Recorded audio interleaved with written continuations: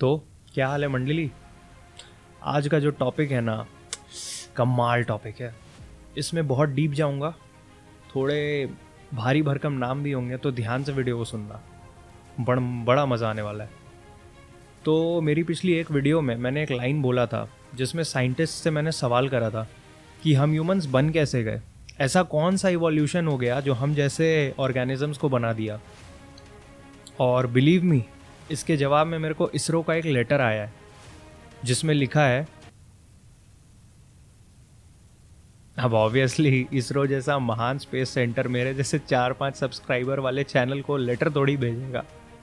तो हमने सोचा चलो खुद ही इस पर रिसर्च करते हैं और खुद ही एक वीडियो बना लेते हैं।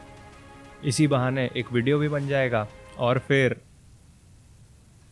चलो, अब बहुत मजाक हो गया, अब सीरियस हो जाओ। तो आज से करोड़ों साल पहले जब अर्थ आइस एज में था, या यूं कहें अर्थ एक बर्फ की चादर में ढका था और किसी को भी अपना खटिया नहीं सरकाना था क्योंकि किसी को जाड़ा लग ही नहीं रहा था, कोई था ही नहीं वहां पे। तब पृथ्वी को लगा मजा नहीं आ रहा है और सूरज को व्हाट्सएप करके टेम्परेचर और बढ़ाने को बोला।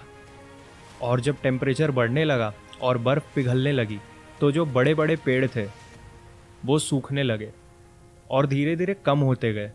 अब जो उन सूखे हुए पेड़ों के मरने के बाद उनकी जगह बच गई, वो जगह घास ने ले ली। अब जो आइस एज में बंदर टाइप के जानवर थे, बेसिकली बंदर ही थे, जो बंदर थे सारे, उन्हें आदत थी पेड़ पर उछल कूद करने की क्योंकि इतने सारे पेड़ थे। पर जब टेम्परेचर बढ़ा और पेड़ सूखने लगे तो पेड़ जब कम हुए तो उन्हें ज़मीन पर आना पड़ा और घास पर अपना जो भी उन्हें कुछ चलना पड़ा, घास पर भी चलना पड़ा। और चूंकि जब वो पेड़ पर उछलते थे तो उनके हाथ पैर और उनके दोनों हाथ और दोनों पैर साथ में काम करते थे उछलने के लिए। पर जब वो ज़मीन पर आए तो ज़्यादातर वक्त वो सिर्फ दोनों पैरों पर ही चलते थे, हाथों का कोई काम नहीं होता ज़मीन पर। तो उनमें से कुछ बंदर अपने पैरों का ही इस्तेमाल करने की आदत में चले गए, जिनको आज हम होमोनिन्स के नाम से जानते हैं। पर अब चूंकि वो अपने हाथों का इस्तेमाल नहीं कर रहे थे तो उन्हें बंदरों ने अपनी प्रजाति से अलग कर दिया, या यूँ कहें तो बॉयकॉट कर दिया। पर भैया उनका वाला बॉयकॉट सच्चा था, हमारी तरह नहीं कि हर साल दिवाली पे चाइना के प्रोडक्ट्स को बॉयकॉट करते हैं पर फिर सबके घरों में वही लड़ियाँ लगी हुई रहती हैं। हम सिर्फ यूं ही वोकल फॉर लोकल कहते हैं, हम है नहीं। उनका वाला सच्चा था। पर ये सब हुआ 7 मिलियन साल पहले और हम होमोसेपियंस धरती पर 3 लाख साल पहले आए। तो ये जो इतना सारा बीच का वक्त था, ये क्या कोरोना के लॉकडाउन में चला गया? ना रे बबुआ, बीच के जो 6.7 मिलियन ईयर्स थे, या यूं कहें तो 67 लाख ईयर्स थे, उसको बेसिकली आज के टर्म्स में कहते हैं प्री हिस्ट्री। तो बेसिकली क्या हुआ कि इसी पीरियड में ये सारे बंदर एक ही जगह पर नहीं रहे बल्कि दुनिया में अलग अलग जगहों पर फैलने लगे। और ये घास आने की वजह से दुनिया में हर तरफ बंदरों में वेरिएशंस आने शुरू हो गए थे। जैसे किसी के दोनों हाथ बड़े थे, किसी के दोनों पैर बड़े थे, कोई कद में बड़े थे। पर ये सब होने के बाद जो सबसे पहले जीव थे अपने दोनों पैरों का इस्तेमाल करने वाले, उनका नाम था सहेलांथ्रोपस, जो बिल्कुल बंदर की तरह ही दिखते थे। पर जैसा मैंने कहा, ये 2 पैरों पर चलते थे। और चूंकि ये सबसे पहले ऐसे जीव थे जो 2 पैरों पर चलते थे तो इनको नेचर को हफ्ता देना पड़ता था। अब ऑब्वियसली अगर तुम एक चलते फिरते मार्केट में अपनी अलग सी दुकान लगाओगे तो वसूली वाले आएंगे। तो नेचर उस वक्त वसूली वाला था क्योंकि 2 पैरों पर कोई जीव चला ही नहीं इसके पहले, सभी 4 पैरों पर या वैसा ही कुछ था। पर आखिर कब तक? तो फाइनली ये पृथ्वी के अलग अलग कोने में जाने लगे और वहाँ पर अपना परिवार बनाने लगे। और बेसिकली ये आर्डिपिथेकस, ऑस्ट्रेलोपिथेकस, पैरांथ्रोपस और फाइनली हम होमोसेपियंस में तब्दील होते गए। पर इन सब में जो एक चीज़ सबसे कॉमन थी वो था इनका सिर, क्योंकि फेस के मुकाबले इनका ये सिर का पार्ट ये काफ़ी बड़ा हो गया था। इन सब में ब्रेन बड़ा हो रहा था। तो जब अब ब्रेन बड़ा हो रहा था तो अब अभी के वक्त में सिर्फ हम होमोसेपियंस ही कैसे बचे हैं, बाकी सब कहाँ चले गए? तो जब इन सब का दिमाग तेज़ी से बढ़ रहा था तो इसमें भी सबसे आगे थे ऑस्ट्रेलोपिथेकस, आम भाषा में ये उस वक्त के आईआईटियंस थे, क्योंकि इनका दिमाग इतना तेज हो गया था कि शिकार करने के लिए पत्थर के औजार इन्होंने ही बनाए थे, पर वो औजार इतने पॉइंटेड या इतने शार्प नहीं थे कि अपने शिकार को वैसे ही मार सके। तो फिर इन लोगों ने अपना दिमाग लगाया और उससे भी ज़्यादा धारदार हथियार बना दिए।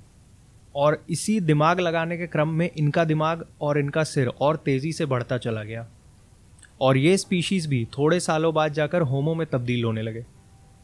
पर अब हथियार की मदद से इनको खाना तो मिलने लगा, पर अब कोई खाना बनाने वाली भी तो चाहिए। अब ये कोई बात है, आदमी शिकार भी खुद ही करे फिर खाना भी खुद ही बनाए।